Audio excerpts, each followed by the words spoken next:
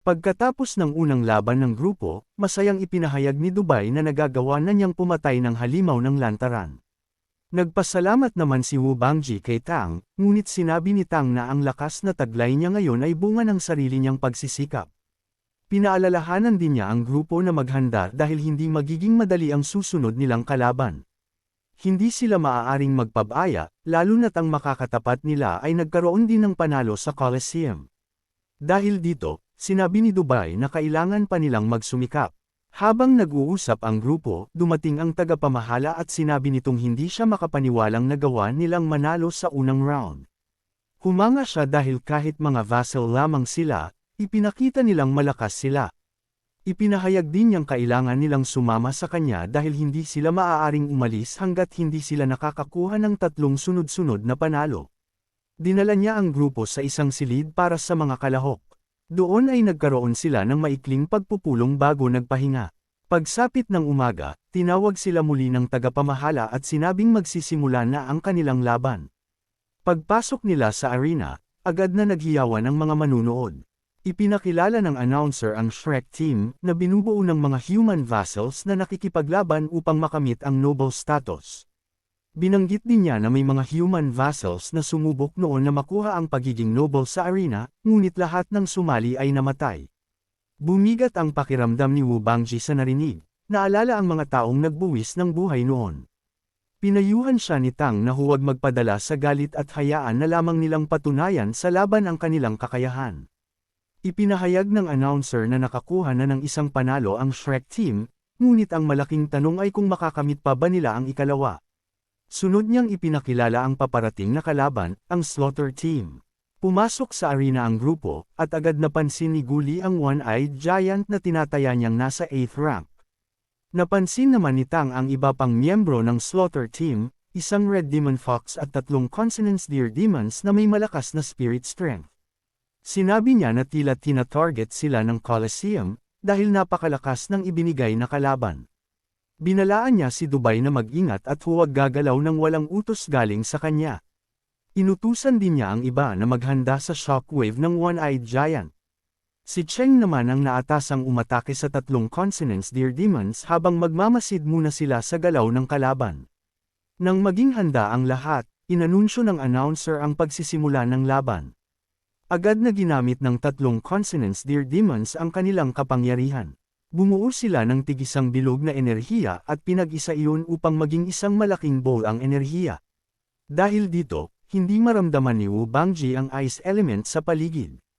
Pati si Tang ay hindi rin makadama ng anumang elemento.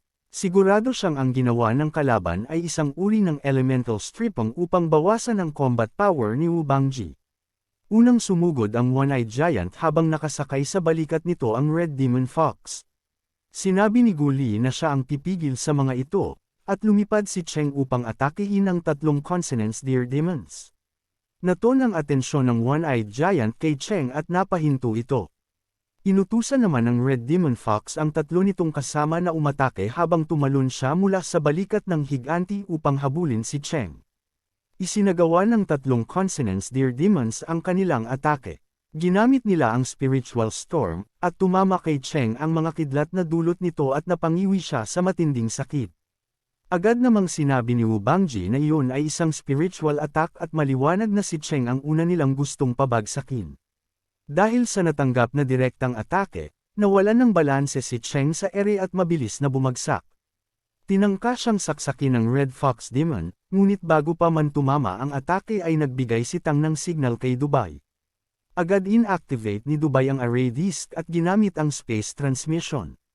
Nabigla ang isa sa Consonance Deer Demons nang biglang mag-teleport ang grupo ni Tang sa kanilang harapan.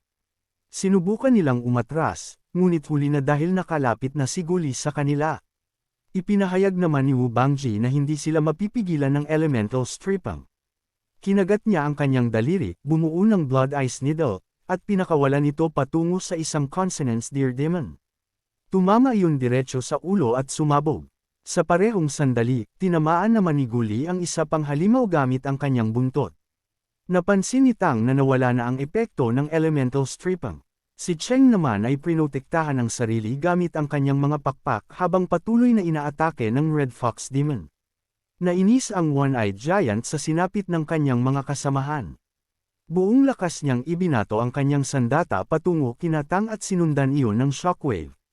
Ginamit ni Tang ang whirlwind upang bahagyang baguhin ang direksyon ng paglipad ng sandata. Dahil dito, tumama ang sandata sa halimaw na inatake ni Guli kanina. Bumuo si Wu Bangji ng malaking ice wall upang protektahan si Guli mula sa shockwave. Sa parehong oras, nagawa niyang patayin ang huling Consonance Deer Demon gamit ang Ice Needle Burst. Masiglang sinabi ni Guli na dapat nilang ipakita ang tunay nilang lakas ngayon na wala na ang epekto ng Elemental Stripping. Nagngangalit ang One-Eyed Giant at sumigaw na hindi niya bubuhayin ang grupo ni Tang. Sinabihan siya ni Wu Bangji na tumahimik habang inihahanda ang kanyang Ice Needle. Buong lakas niyang pinakawalan ng atake patungo sa higanti. Sinubukan itong harangin ng halimaw gamit ang malapad niyang kamay, ngunit nanlaki ang mata nito nang maramdaman ang lakas ng tama. Nabutas ang kanyang palad at tuluyang tumama ang Ice Needle sa kanyang ulo, dahilan ng kanyang kamatayan. Masayang biro ni Dubai na ang bagong palayaw ni Wu Bangji ay Headshot Maniac. Samantala, sa tulong ng kapangyarihan ni Guli, nagawang hatiin ni Cheng ang natitirang Red Fox Demon, at nagtapos ang laban. Nabigla ang mga manunood, hindi inaasahang muling mananalo ang mga human vassals. Sinamantala ni Tang ang pagkakataon upang ikabsorb ang bloodline ng mga napatay na halimaw. Pagkatapos maabsorb ang kanilang kapangyarihan, agad na naglakad ang grupo palabas ng arena. Hindi natuwa si Wu Bangji sa mga manunood na sumisigaw ng headshot, iniisip niyang napakapangit ng palayaw na iyon. Paglabas nila ng arena, agad siyang inasar ni Dubai, sinasabing bagay sa kanya ang bansag na Headshot Maniac. Naiinis na sinagot siya ni Wu Bangji, sinasabing siya ang titirahin niya sa ulo kung hindi ito titigil. Sa mga sandaling iyon, lumapit ang tagapamahala at nagtanong kung ibinebenta ba nila ang teleportation array. Nagtanong si Tang kung ano ang matatanggap nilang kondisyon kapalit ng array disc. Sinabi ng halimaw na malalaman nila kung sino ang makakalaban nila sa susunod na laban. Sagot ni Tang, kung iyon lang ang maibibigay nito, hindi na nila kailangan ng alok. Ngumiti ang halimaw at may bahid ng pagbabanta niyang pinaalalahanan si Tang na sila ang may kapangyarihang pumili kung sino ang haharap sa kanila. Mariing sinabi ni Tang na ibibigay lamang niya ang array disc kung masisiguro ng halimaw na mananalo sila ng 10 sunod-sunod. Sagot ng tagapamahala, imposible iyon dahil labag sa patakaran ng Colosseum. Napabuntong hininga si Tang at nagsabing kung ganoon ay wala na silang dapat pag-usapan. Sinabi ng tagapamahala na sana'y hindi niya pagsisihan ang desisyon. Mariing tugon ni Tang, kung mabubuhay sila, may pagkakataon pang maibigay ang disc. Ngunit kung haharap sila sa tiyak na kamatayan, mas pipiliin na lang nilang wasakin ito at mamatay. Natahimik ang tagapamahala bago ito tuluyang umalis. Nagtanong si Wu Bangji kung tatargetin ba sila ng Colosseum. Sagot ni Tang, ang laban nila kanina ay malinaw na nakatarget sa kanila, ngunit hindi pa alam ng kalaban na nasa kanilang grupo ang array disc. Dagdag pa niya, hindi basta-bastang lalabag sa patakaran ng Colosseum, at hanggat tuloy ang kanilang panalo ay wala silang magiging problema. Sinabi niya kay Wu Bangji na manatili sila sa iisang kwarto mamaya upang bumuo ng bagong taktika, at agad naman itong pumayag. Kinabukasan, muling tinawag ng tagapamahala ang grupo para sa ikatlo nilang laban. Nakiusap pa ito kay Tang na sana'y tagalan nila ang laban upang kumita ng mas malaki ang Colosseum. Napaisip si Tang sa suhestyon, at maya-maya ay sinabi niya sa kanyang grupo na malamang ay mahirap ang kanilang makakalaban, sigurado siyang target muli ang kanilang array disc. Isinuot niya ang kanyang maskara at dahan-dahan silang naglakad sa tunnel patungo sa arena. Muling naghiyawan ang mga manunood sa pagpasok nila. Pinakasikat si Wu Bangji dahil paulit-ulit na sinisigaw ng mga halimaw ang kanyang palayaw na headshot. Tinawag ng announcer ang susunod na grupo, at paglabas nila ay agad nagulat si Dubai, mga halimaw mula sa lahi ng Flash Leopard ang kanilang katapat. Sinabi ni Tang na ang nasa gitna ay hindi ordinaryong Flash Leopard. Napansin din iyon ni Wu Bangji at sinabi niyang iyon ay isang Golden Leopard na may golden bloodline. Dahil dito, napatunayan ni Tang ang kanyang hinala, target nga nila ang array disc. Ang isang Golden Leopard ay perpektong sandata para maagaw iyon dahil sa pambihirang bilis nito. Agad nagbigay ng plano si Tang. Kay Guli, pabagalin ang oras ng Golden Leopard. Kay Dubai, gamitin agad ang teleportation beast sa mismong simula. Kay Wu Bangji, ipunan ang kanyang kapangyarihan ayon sa kanilang plano. Ilang sandali pa, inanunsyo na ang pagsisimula ng laban. Mabilis na sumugod ang Golden Leopard. Sa isang iglap, naisara nito ang distansya at halos nasa harapan na ni Wu Bangji. Nabigla si Wu Bangji at ikinumpara ang bilis nito sa teleportation magic. Sinubukan nitong pakawalan ang matatalas na kuko, ngunit bago pa tumama, ginamit ni Dubai ang teleportation array ayon sa utos ni Tang. Nakahinga ng maluwag si Wu Bangji matapos siyang mailigtas.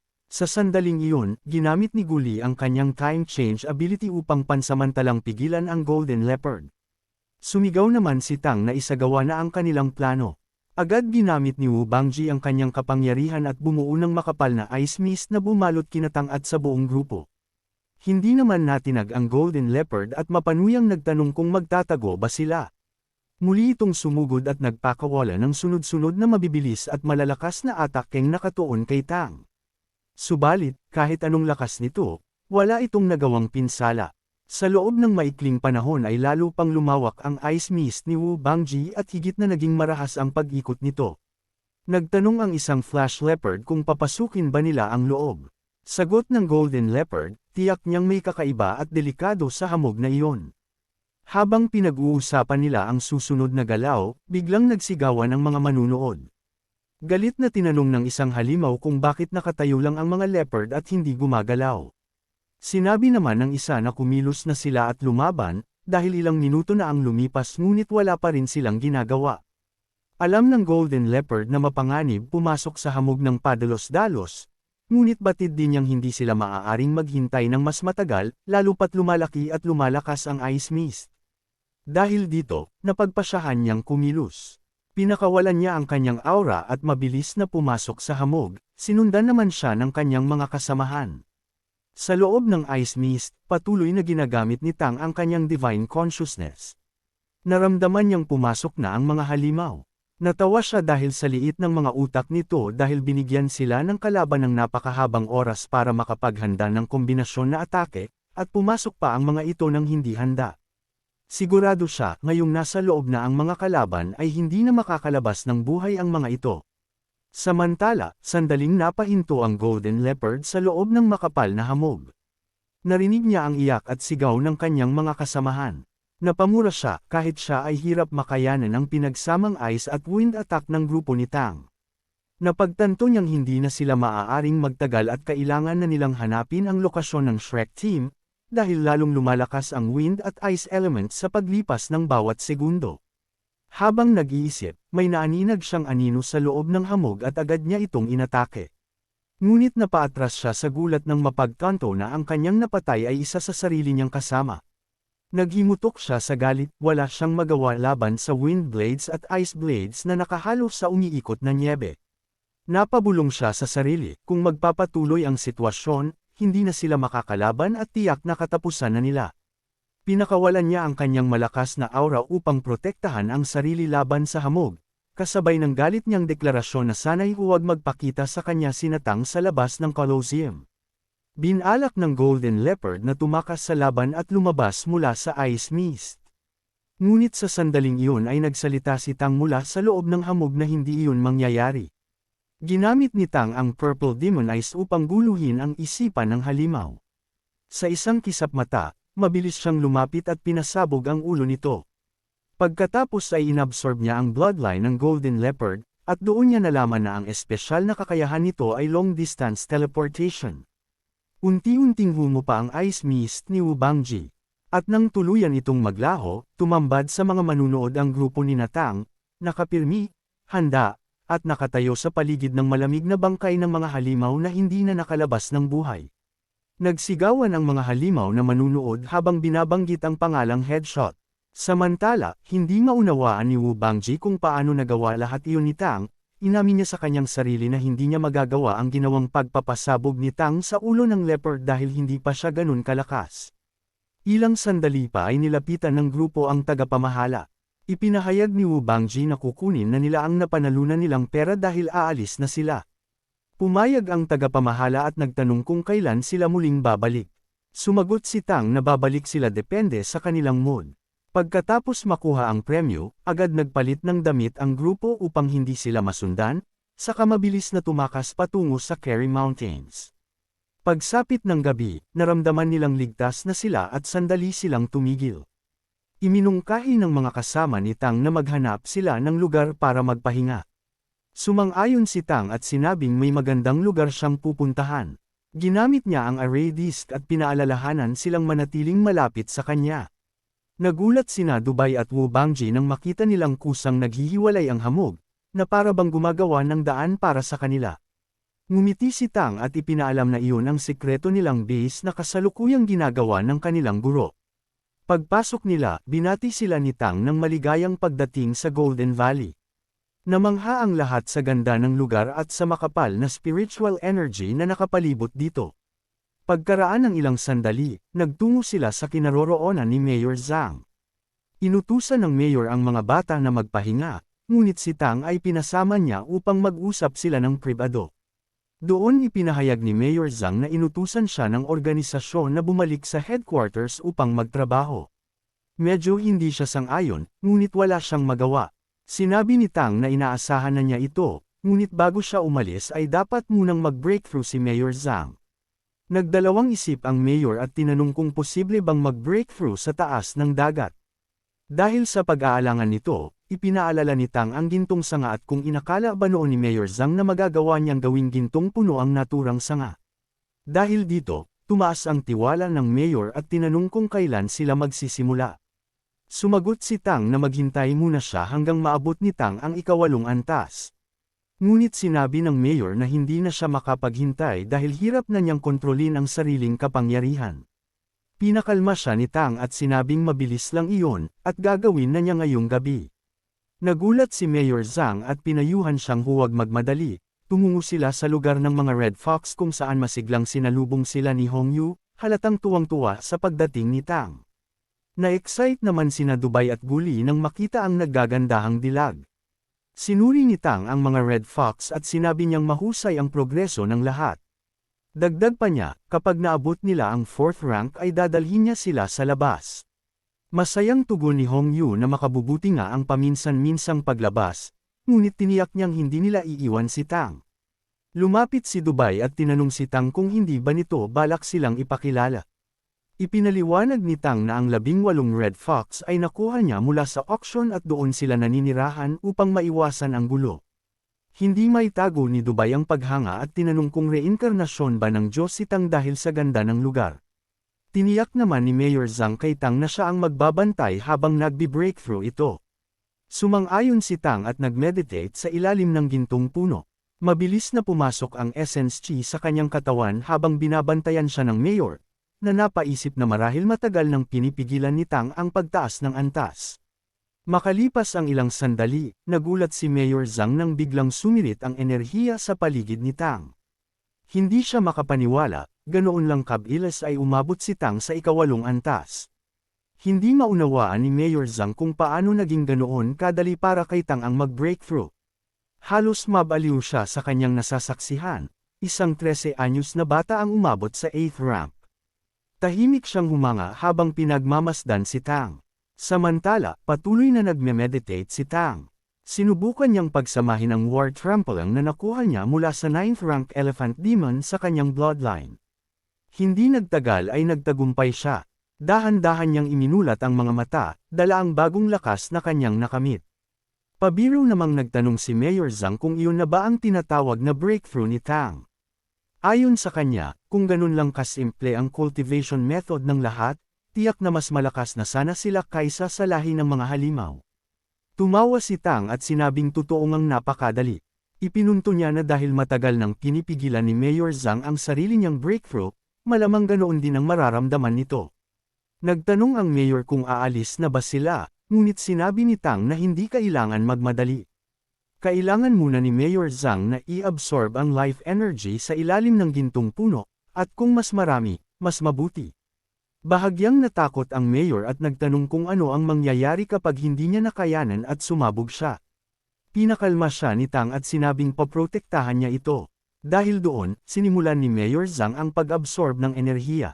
Tuwing nagkakaroon ng kaguluhan sa energy flow ay agad itong pinapakalma ni Tang gamit ang kanyang divine consciousness, at hinahayaan ang mayor na mag-imbak ng life energy hanggang sa sukdulan. Makalipas ang 3 araw, narating na ni Mayor Zhang ang kanyang limitasyon, halos sumabog na ang katawan nito sa dami ng enerhiya. Ngumiti si Tang at sinabing oras na. Agad niyang binuhat si Mayor Zhang at lumipad sila patungo sa lugar na tinutukoy niya. Habang naglalakbay, napapapikit si Mayor Zhang sa sobrang pressure, pakiramdam niya ay parang lobo siyang malapit ng pumutok. Pagbukas niya ng mga mata ay nagulat siya, libo-libong halimaw sa dagat ang nagtitipon at nakatingin sa kanilang direksyon. Sobrang dami nito kaya hindi niya mabilang. Nagpakawalas si Tang ng isang malakas na sipol. Sa isang iglap, ang lahat ng halimaw ay lumusong pabalik sa kailaliman ng dagat. Nanlaki ang mga mata ni Mayor Zhang at natanong niya si Tang kung isa ba itong si Demon. Ngumiti si Tang at sinabing isa siyang tunay na tao, ngunit handa niyang ipaliwanag ang kanyang kaugnayan sa dagat pagkatapos ng breakthrough. Pagkatapos ay binitiwan niya si Mayor Zhang at sinabing magsisimula na sila.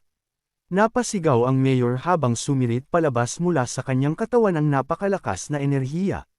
Naisip ni Tang na kailangan niyang pag-aralan ang batas ng mundong ito.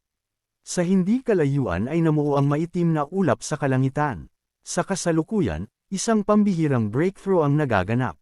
Sobrang tindi ng enerhiya ni Mayor Zhang kaya maging ang dagat ay nabubulabog. Sa kanyang likuran ay lumitaw ang anino ng isang figure. Mula roon ay umusbong ang gintong ulo ng leon na naglalabas ng malakas na gintong liwanag na tumatama kay Mayor Zhang at nagdudulot ng malalakas na kidlat. Habang nangyayari ito, tahimik na nanunood si Tang, masusing pinag-aaralan ang buong proseso. Maraming salamat sa panunood. Kung nagustuhan mo ang video na ito, huwag kalimutang i-like, mag-subscribe, at i-share sa mga kaibigan mo.